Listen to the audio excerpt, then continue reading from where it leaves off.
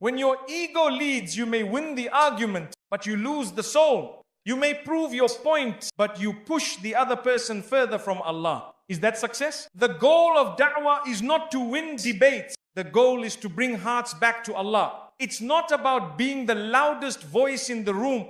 It's about being the most sincere one in the moment. You never know what someone is going through. That sister you're correcting might be holding back tears you can't see. That brother you're advising might be barely holding on to Islam. That person you're mocking for their mistake might be making the most sincere dua to change. And here you are giving advice maybe with the right words, but with the wrong heart. You see, it's not just what you say. It's how you say it and why you say it. If your words come from love, they will land on the heart. If they come from pride, they will bounce off like a stone. That's why the Prophet ﷺ was so effective. People didn't just hear him, they felt him. They felt that he cared, that his heart was for them, not against them. He saw people as human beings, not just a list of sins. He never made anyone feel hopeless. Even when someone came admitting a major sin, he didn't humiliate them, he guided them with compassion.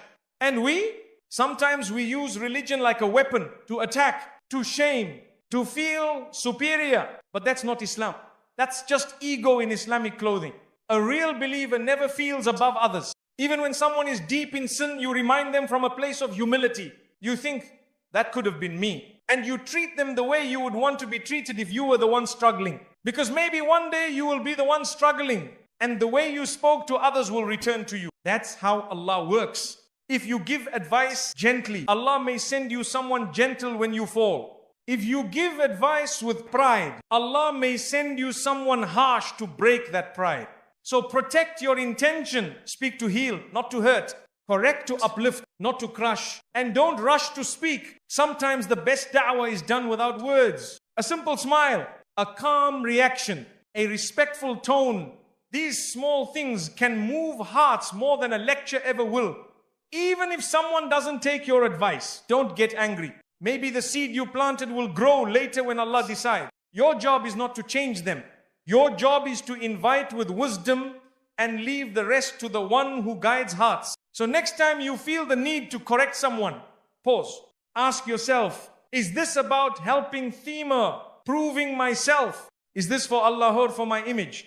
And then remind yourself that the one who truly gives da'wah for Allah will never speak down to anyone, because they know the one above us all is watching and only He sees who's truly closer to Him.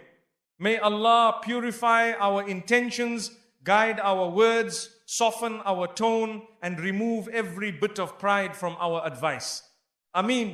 Sometimes when we see someone doing something wrong, we rush to judge them.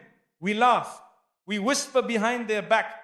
We talk about them in group chats. We send their photo to someone else just to say, look what they're doing. But do we ever stop and think, what if that person is closer to Allah than me? What if their heart is broken and they're trying to come back to Allah step by step? What if they cried last night in sujood, begging for forgiveness with more sincerity than I've ever shown in my whole life? That one tear they shed in secret might be more beloved to Allah than all of your outward appearance. And here you are, laughing at them, mocking them, looking down on them as if your own book of deeds is clean. We don't realize how serious this is.